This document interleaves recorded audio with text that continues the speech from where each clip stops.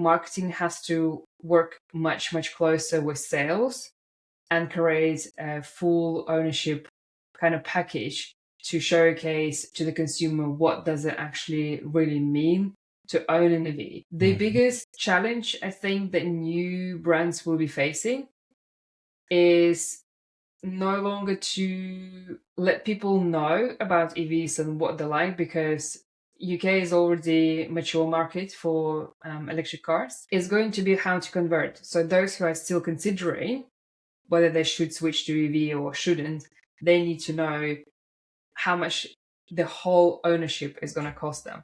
And I think brands that will be able to make that transition as easy and as smooth as possible will be able to enter the market.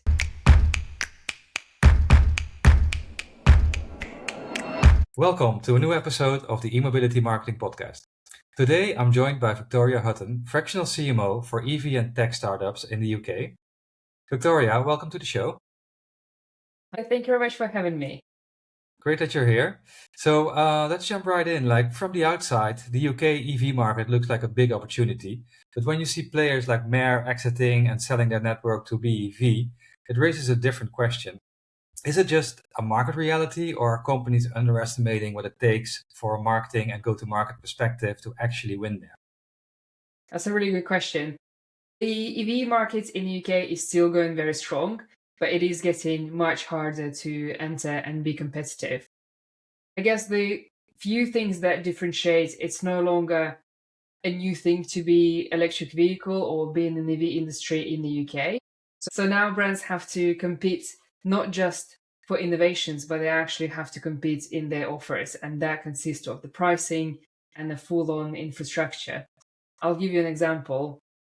What I think Octopus is currently doing with BYD, where they're offering the leasing of the car as well as the whole package for charging the car at home and putting the solar panels at your home so you can charge your home through solar paneling and solar energy. I think this is where the market is going towards. And so just entering the market with a new shiny EV, I don't think is going to cut it anymore. So it's becoming much more competitive, but with the right marketing approach, you definitely can enter the UK market and win it. Before we go further, can you do a bit broader introduction of your experience in the UK, Victoria? Okay, sure. Well, I moved to the UK about 15 years ago and had to rebuild my marketing career from scratch once more. I specialize in digital marketing, which allows me to be a little bit more industry agnostic. However, for the past 7 years, I have been specializing in eMobility and electric sector. I started with a company called Polestar, who introduced their first electric car brand about 10 years ago now. At that point, they were the first proper EV competitor to Tesla. So not many companies at that point were pure EV car manufacturers, essentially. I really loved working with them.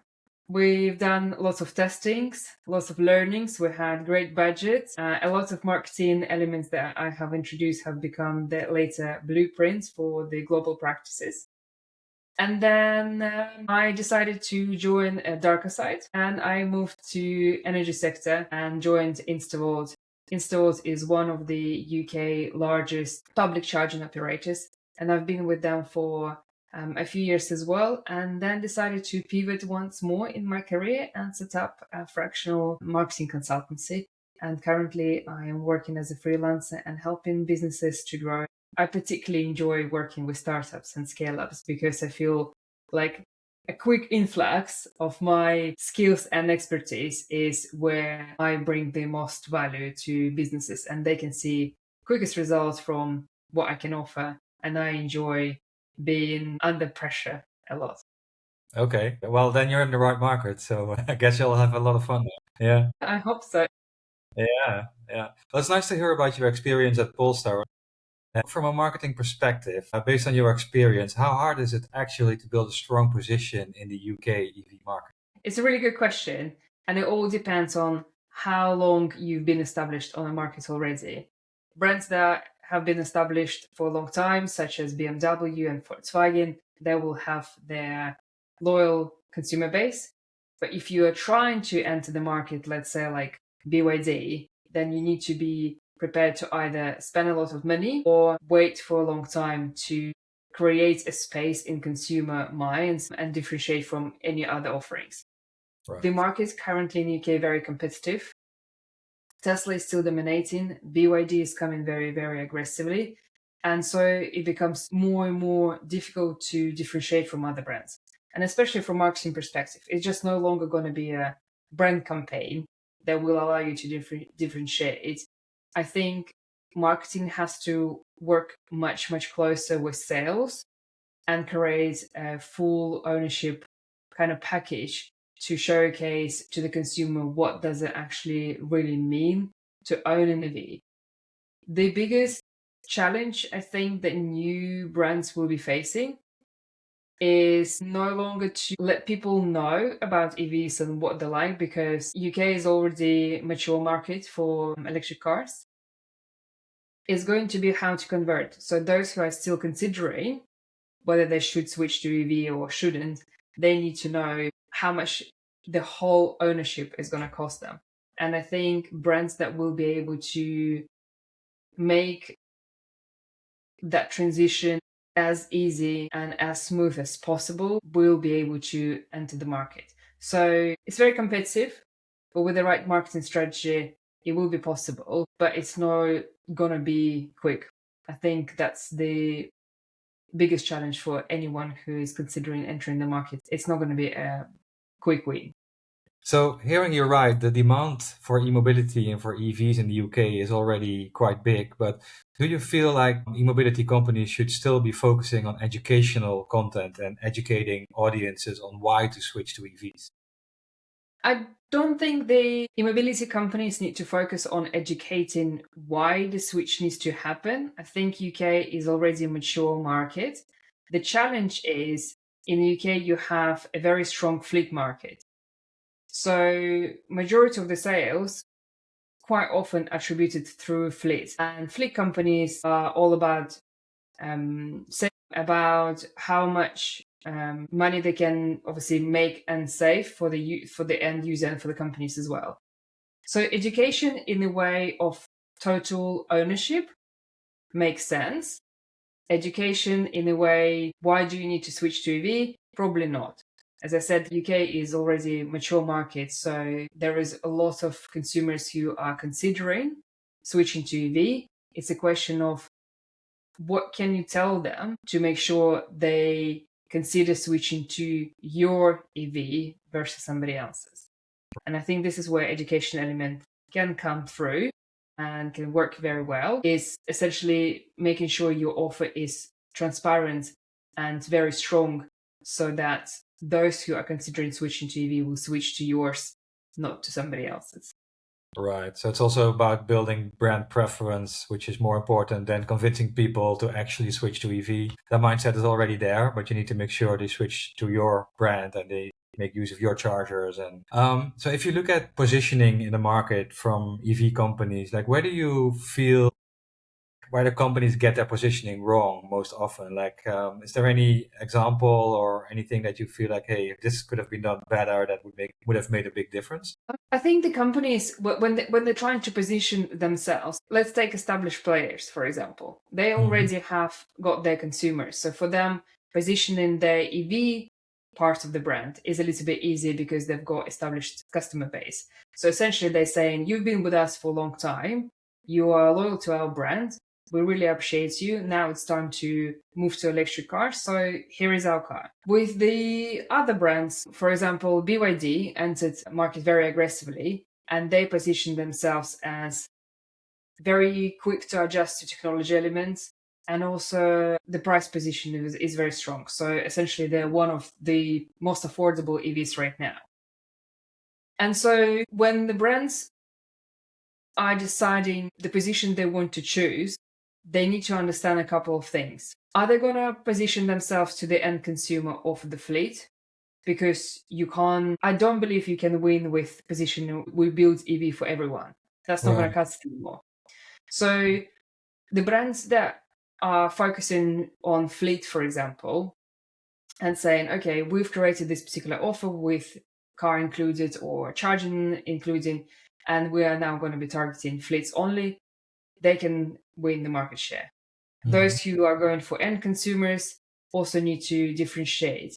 So biggest mistake that brands can make today is to position themselves for everyone in the UK. That's not going to work. You have to pick your niche and you have to pick a very strong differentiator. My personal view is those who will create the best transition and offer will win. And like I've mentioned already, the example is great when Octopus in the UK collaborated with BYD. So essentially they created a one set cost, and that set cost includes a car, a charging, as well as a charging at home. So there is an offer for public charging if you need to top up your car on the go. There is an offer for charging at home, and there is an offer of ownership electric vehicle. And all you need to know is you pay X amount of money a month, and everything else is taken care of. And I think this is a great offer. And when this came up in the news, that was resonating a lot with the consumer. And I think this is where we're going to start moving forward more and more and more. So it's all about offering value to the consumer, making sure you connect whatever services they need to provide it and offer a valuable offer. Yeah, I just think it's so difficult now. Everyone is offering their electric version of the car, or companies entering the market with a new proposition.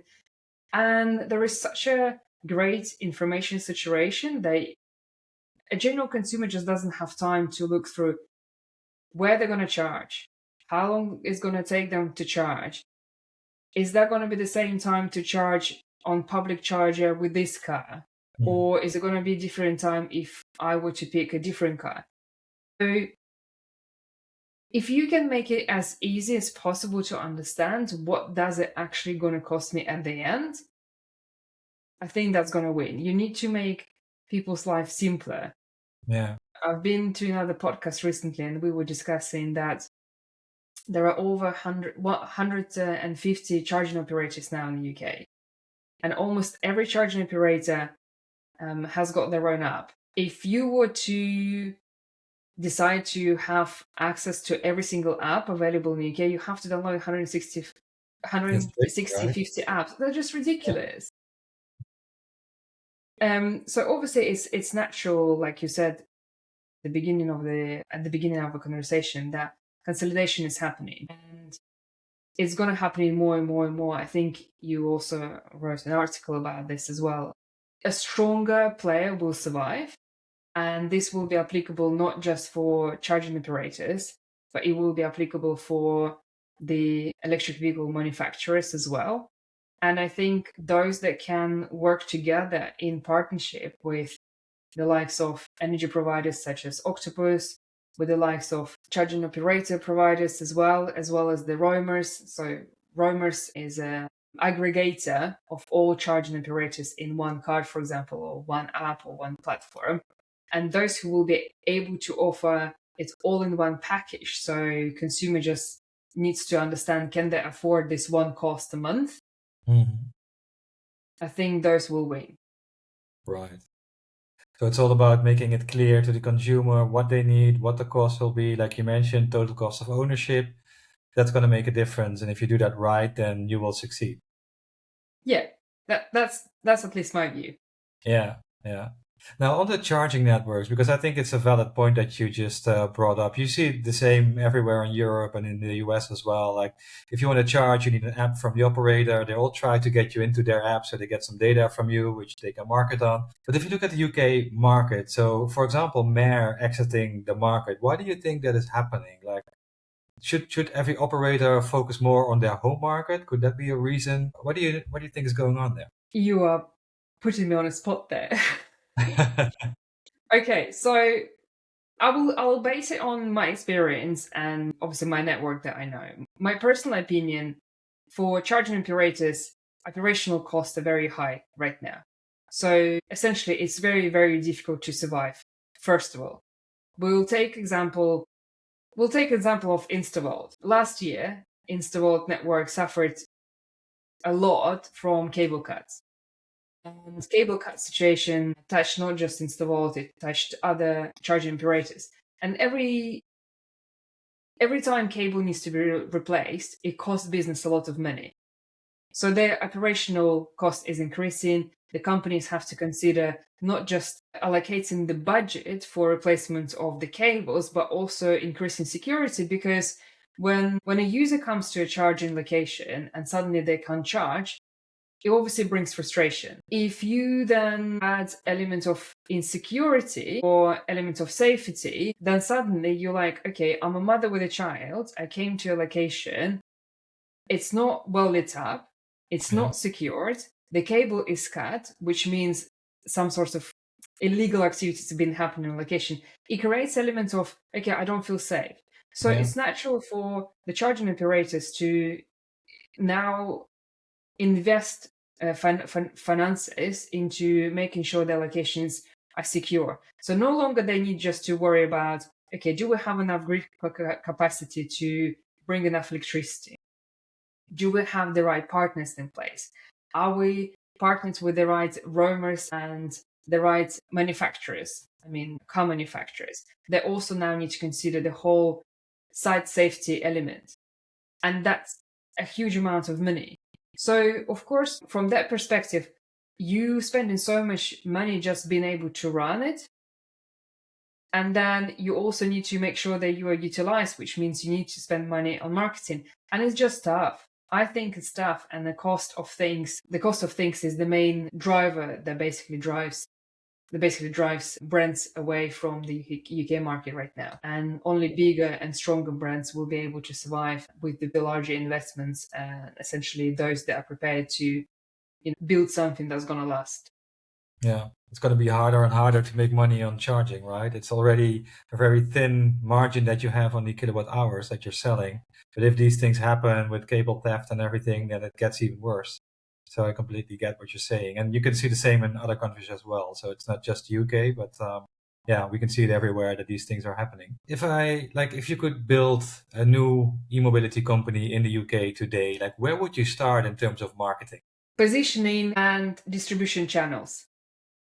So, in the past, if anyone were to build a company, they would say, okay, we need to make sure our brand awareness is continuously increasing. We need to make sure that people know about us. I think in the e-mobility sector, you have to focus on distribution. I wrote a post another day about this because I read an article which is basically talking about tech companies where they have to focus on distribution channels. Mm-hmm. And I think it's applicable to pretty much any brand nowadays. But let's take example from tech companies because it's easier. Let's take a ChatGPT or Claude an example. The companies have to release a feature pretty much on a weekly basis. On monthly basis, it needs to be some sort of series feature that has been added to their software. And then on quarterly basis, it needs to be some sort of major. And all of a sudden, you've been working really, really hard on creating the feature, understanding what consumer wants. You've just released it, and everyone else decided to go and steal it. And it's so easy these days. Yeah. And so the only thing that allows you to actually win your consumer is your distribution channel. If you can shout about things that you have done as quickly and in as many places as possible, so people will constantly get this dopamine from you to say, okay, this company is constantly evolving, then you will have a chance to stay on.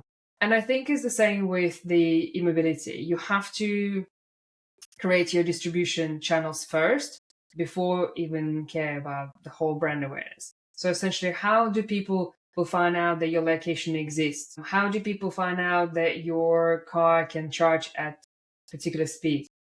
How they're going to find out as quickly as possible, and how they're going to be reminded.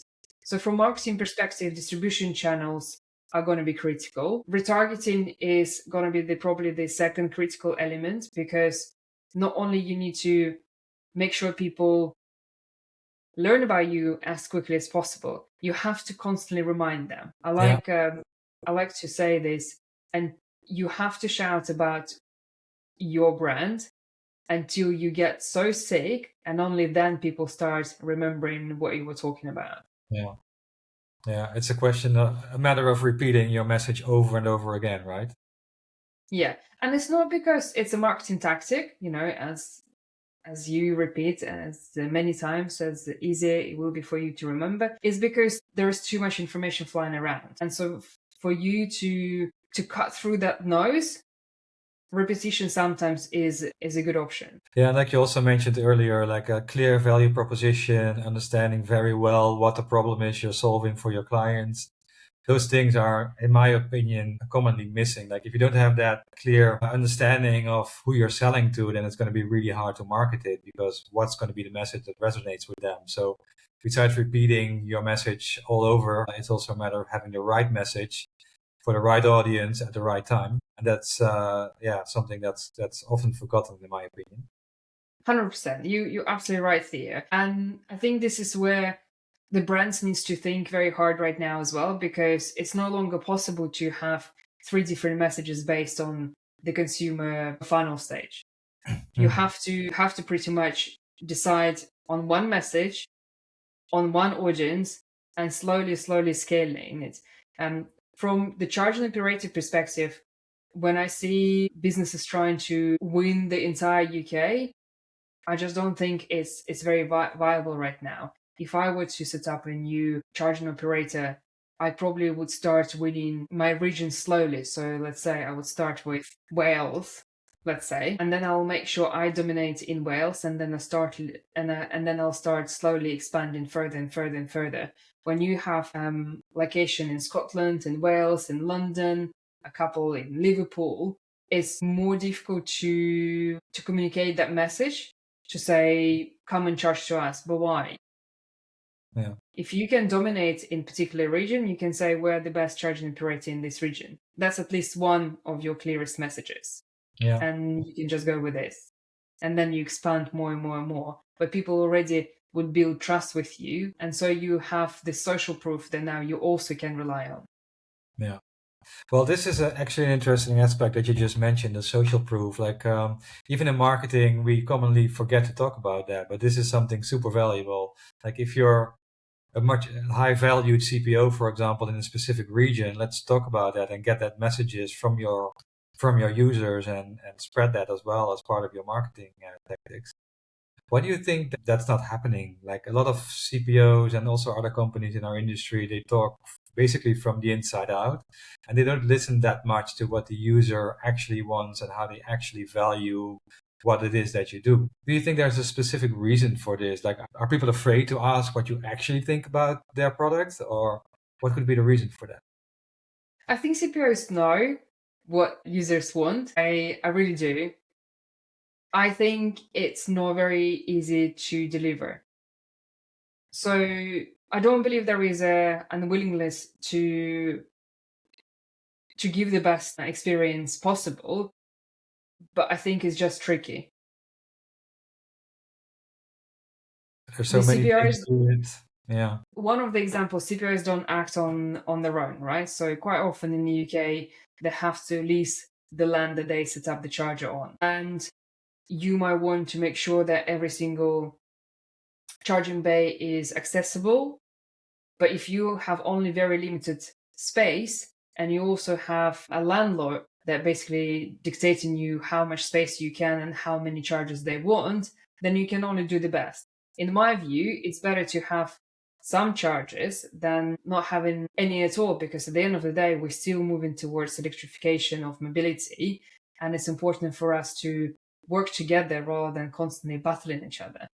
So I do think that every company in the UK have got the best in heart to make sure that they can deliver the best user experience. I just sometimes think it's not possible operationally, and maybe will cost too much money as well. It's like you said, like I think it's a great advice to start in a specific region and become the biggest one, and then slowly expand into other regions, and take your time to do things properly and also fully understand what people in those specific regions need. That makes a lot of sense.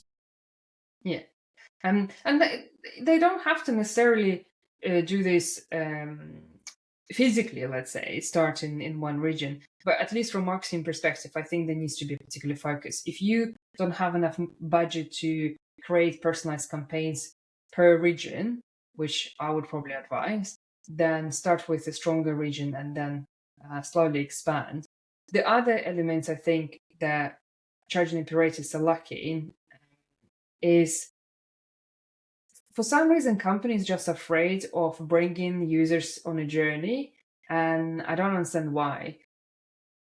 I think it's very difficult to fix a poor utilization of a charging location.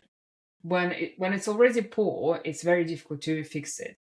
So if you can bring the user on a journey from the very beginning and let them know that you sign a contract with this landlord, that you started planning application, that you are considering grades, and then you started the construction and then suddenly it's open, then people know that you exist in this location. You have much more time to let your potential user know that you are coming to a particular location, and therefore you have much higher chances to have high utilization from the day one, rather than waiting for 4-6 weeks until people naturally will find out about you from ZapMap, from your app, from Google, etc., etc.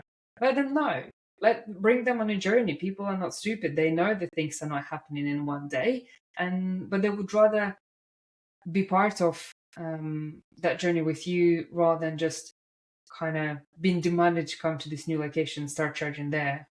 Yeah, it's like you say, it's also about visibility and making sure that people are aware of the existence of new locations. If you look at that point, so what would you say in the UK are the best marketing channels to use if you're in eMobility? Like, how do you reach these audiences properly? That's a really good question. It depends it depends on the brand, right? So let's take example of charging operator, right? So you obviously need to start from where your users are. If you are owner of electric car and you are looking for a charger, where do you normally go? You will go to Google Maps. That's one of your first destinations. So naturally, you need to make sure you are on Google Maps, whether it's paid advertisement on Google Maps or organic presence on Google Maps. That's number one. If you already been using electric vehicles for a while, you know there are things like Corpay, which is aggregator of charging stations, or ZapMap. So you will go there.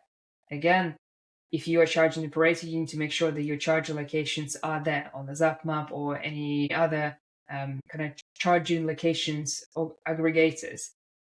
So you have to start from the user.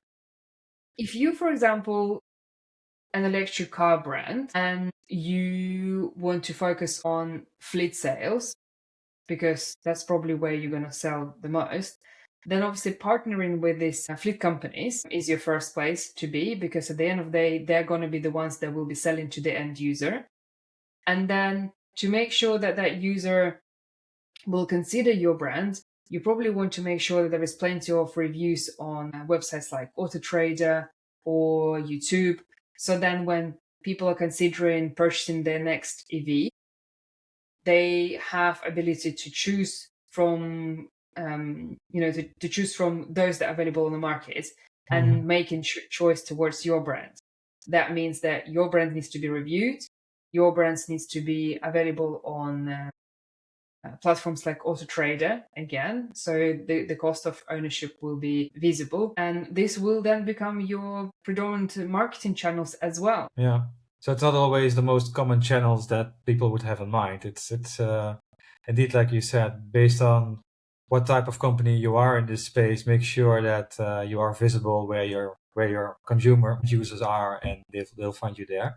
If you look at like branding, is there anything like a common approach to branding in the mobility space that you would recommend? Branding is not one of my strongest Okay. parts. But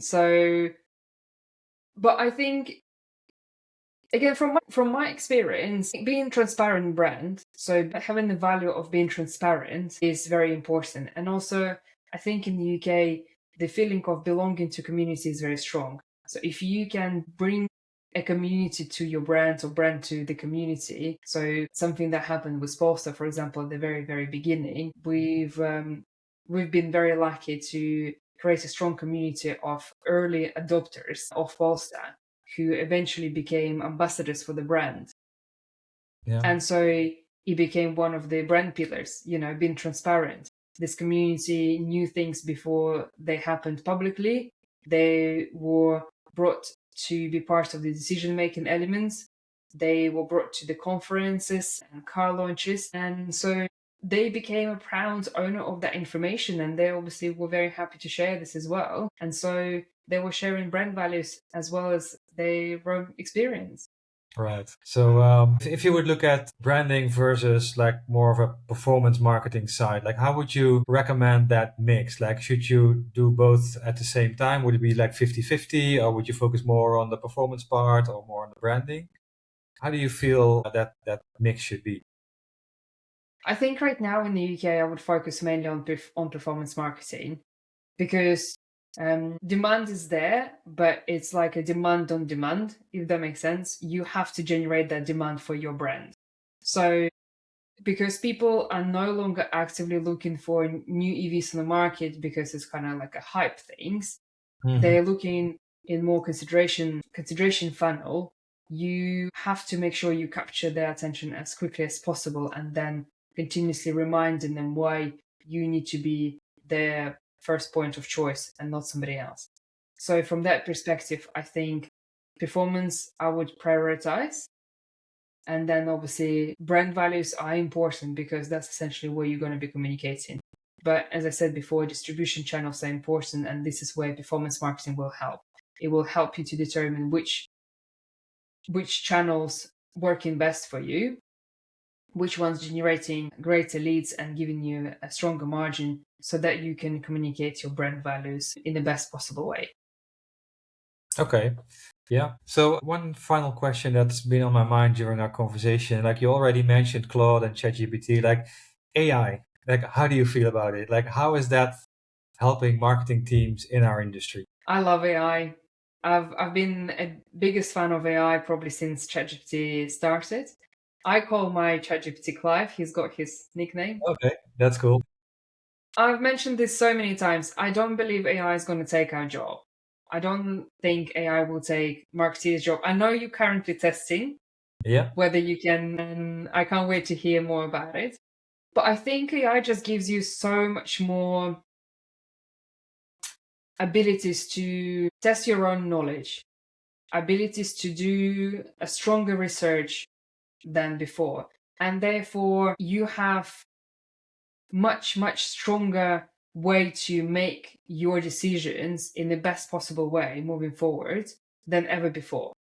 Like in the past, it would take the entire team to create a survey, to run it, to maybe do the focus groups. And now you can start with just search on ChatGPT and have few answers. Whether you want to, go deeper, yeah, is still a possibility. But at least your starting point is much stronger than ever before. Desktop research is so much easier. Brainstorming so much easier. I remember 3.5 years ago when ChatGPT just came to market and I thought, okay, I'm going to give it a go. I've learned in 3 months of using it so much more than I've done a few years working with the marketing team together. Just because no one has got time to learn, everyone is executing, and all of a sudden you have questions, whether they're silly or not, you can ask. And then you can decide whether it's something that you want to follow or maybe not. But I don't think it's going to replace us. No, okay. Yeah, it's interesting. Like it develops so fast that in a month from now, it's already so much better than it is today, and that's how it's iterating. And it's actually crazy what you can do these days. But as you mentioned, I'm also I challenge myself to see if AI could replace our team being a marketing agency. But I can tell you it's really hard because you always find like the little things that are not working so well. And especially, well, even in writing, the next episode of the eMobility Marketing Podcast is going to be about writing in the age of AI. So it's going to be interesting. But on writing and design, you can see that there's still a lot of limitations. But at the same time, maybe in a couple of months from now, that will be completely gone and you can use it for a lot more. So it's really evolving. And that's why I took that challenge, because I also feel like, do we exist in our current configuration, like being an agency in 1 or 2 or 3 years from now, or would that be completely different? And yeah, I want to make sure that we're making those changes where needed, and we're taking the best basically from it. And it's been an interesting journey, but I'll probably record an episode about this sometime soon as well. Yes, please Yeah, do. yeah, Please I do. will. Yeah. So what was the name of your ChatGPT again? Clive. Clive. Okay, that's I never heard that people gave it a name, so it's interesting. It's yeah. I know. I think because you chat to AI about everything, Yeah. I felt he deserves a name. Yeah, you're So right. Yeah. Yeah. and my ChatGPT is called Clive. I do try different LLMs as well because I'm constantly keeping an eye on what's happening, and I've been on a journey whether I should work with Claude as well as ChatGPT. Then I switched from Claude to Perplexity. Mhm. Currently, I'm thinking Claude has been delivering better, so I Yeah. probably will switch back to Claude. But I also think that one LLM is just no longer enough to use. So I think people are now using more and more, like a few AIs together. And again, if that's happening, how can how can it replace us Yeah. if even we already realize there are limitations in one particular LLM? Mhm. So in order to produce a better results, whether in marketing or writing or design, you go to different platforms and you try different things. You get results quicker. And I think this is what exciting about having AI in our life, because you can brainstorm and create things much quicker, especially in marketing function. You get to validate your creative ideas Yeah. much quicker Yeah. and then come up with something absolutely fantastic. And that excites me personally. And Yeah. then that offers the best service for our clients as well, right? Because we've done all the hard work and we're bringing them the best of the best so they can improve and run with it. Yeah, yeah, absolutely. I also use like sometimes you create something with Claude and then I have ChatGPT review and then I go back to Claude and I do that a couple of times and it gets better and you add your own kind of sauce to it and then yeah, you get a great result. But if you take the first result and take that as final, then it's usually not that good. So it's but you have to experiment and try and use different prompts. Yeah, there's so much possible. And as you said, I also see huge value in research and you don't start from zero anymore, but you already have so much information available. So yeah, it's really interesting to be in this space at this time and to figure it all out. And I really wonder what things look like next year at this time. So maybe we should Yeah, do another episode by then and see where we are. 100%. Yeah, I'm really looking forward to hearing about what you will discover and discussing it as Yes, well. I'll be sure to let you know and to communicate about that. So, Victoria, thanks for being here. Is there anything on your mind that we haven't discussed today that you would like to add? Thank you, Theo, for having me on the podcast. Um, I guess the final thought, like I said, things are changing very quickly. So things that were correct a couple of years ago no longer have a place to be. My final thought on eMobility and from marketing perspective, I do believe distribution is now going to be a key for anyone who wants to win in this game, at least for the next year. Because I also don't think that it's possible to build a marketing or operation strategy 5 years in advance, because we have learned things are changing very quickly. No, thank you very much for having me on a podcast. I really enjoyed it today. Well, thanks, Victoria. And I would also say that's the main takeaway from our conversation. Like distribution channels matter most, and everything's changing so fast. So you have to revisit your strategy every couple of months and make sure you're still on the right track. Yeah. Thanks for having this conversation. And for our audience, like see you again next time for a new episode of the eMobility Marketing Podcast.